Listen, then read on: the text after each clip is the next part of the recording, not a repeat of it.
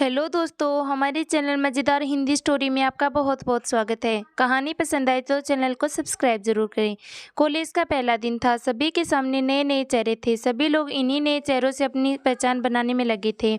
सभी एक दूसरे से अपना परिचय करा रहे थे। तभी कॉलेज के पहले दिन का हमारा पहला क्लास शुरू हुआ। क्लास के पहले चल रहे इंट्रोडक्शन के इस सिलसिले को मैम ने और आसान बना दिया। उन्होंने आते ही सबसे पहले सभी को अपना इंट्रोडक्शन सबके सामने देने को कहा। सभी स्टूडेंट्स एक एक करके अपने बारे में बता ही रहे थे। तभी जैसे ही ऋचा ने अपने बारे में कहना शुरू किया, मानो उसी क्लास में बैठे विशाल की आंखें बस उस पर ही टिक गई। विशाल बड़े ही गौर से ऋचा का इंट्रोडक्शन सुनने लगा और उसे एकटक देखने भी। ऋचा के बैठ जाने के बाद भी अब विशाल की नज़रें तो बस ऋचा पर ही टिकी रह गई। कॉलेज के दूसरे दिन भी जैसे विशाल कॉलेज आया, उसकी निगाहें तो मानो बस ऋचा को ही ढूंढ रही हो। विशाल ने ऋचा से किसी भी तरह किसी भी बहाने बात करने की बहुत कोशिश की, लेकिन उसे ये मौका ही नहीं मिल पाया। ये सिलसिला काफ़ी दिनों तक चलता रहा। तभी एक दिन कॉलेज में एक असाइनमेंट के लिए एक ग्रुप बनाया गया, जिसमें ऋचा और विशाल का नाम एक ही ग्रुप में था। ये सुन विशाल बहुत खुश हो गया। आखिर अब उसे ऋचा से दोस्ती करने का मौका जो मिल गया, और वो इस मौके को किसी भी हाल में गंवाना नहीं चाहता था।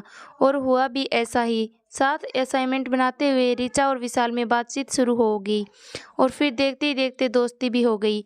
समय के साथ साथ अब ऋचा और विशाल काफ़ी अच्छे दोस्त बन चुके थे, लेकिन ऋचा और विशाल की दोस्ती धीरे धीरे कुछ ज़्यादा ही बढ़ने लगी। फिर एक दिन मौका देखकर विशाल ने ऋचा को प्रपोज कर दिया। ऋचा भी विशाल को मना नहीं कर पाई, क्योंकि कहीं ना कहीं उसके दिल में भी विशाल के लिए प्यार वाली फीलिंग आ चुकी थी। अब दोनों दोस्त के साथ साथ लवर्स बन चुके थे, इसलिए कॉलेज के बाद भी दोनों का मिलना जुलना जारी रहा। अब तो पूरे क्लास को भी ऋचा और विशाल की लव स्टोरी के बारे में मालूम हो गया था। विशाल हमारे ऋचा को महंगे महंगे गिफ्ट देता था और ऋचा भी प्रोजेक्ट बनाने में विशाल की हेल्प करती थी। सभी कहते ही कि ऋचा और विशाल एक दूसरे के लिए ही बने हैं, यानी कि ये परफेक्ट कपल हैं। ऋचा भी हमेशा विशाल से शादी के लिए पूछती थी, तो विशाल हमेशा ऋचा को भरोसा दिलाता कि अब वो उसके बिना नहीं जी सकता। 3 साल तक वो दोनों का रिलेशन बहुत अच्छा चला, लेकिन कॉलेज के बाद अब ऋचा और विशाल का मिलना काफ़ी कम हो गया। ऋचा के फ़ोन करने पर भी विशाल ठीक से उससे बात नहीं करता। वो कहता कि वो अपने पापा के बिजनेस में ध्यान दे रहा है। हालांकि ऋचा ने अपने घर में भी विशाल के बारे में सब कुछ बताना था, इसलिए उसके घरवाले भी अब उस पर विशाल से शादी का दबाव बनाने लगे। लेकिन अब ऋचा अपने घरवालों को भी कोई जवाब नहीं दे पा रही थी। फिर एक दिन ऋचा विशाल के पापा के रेस्टोरेंट पर पहुंच गई। वहां उस वक्त विशाल नहीं था, तो ऋचा ने विशाल के पापा को कहा कि वो विशाल की फ्रेंड है और यहाँ से गुजर रही थी तो यहाँ आ गई। फिर मैंने किसी तरह से उसका नाम जाना और जल्दी विशाल के पापा ने ऋचा को बैठाया और वेटर से कुछ खाने पीने की चीज़ें लाने को कहा।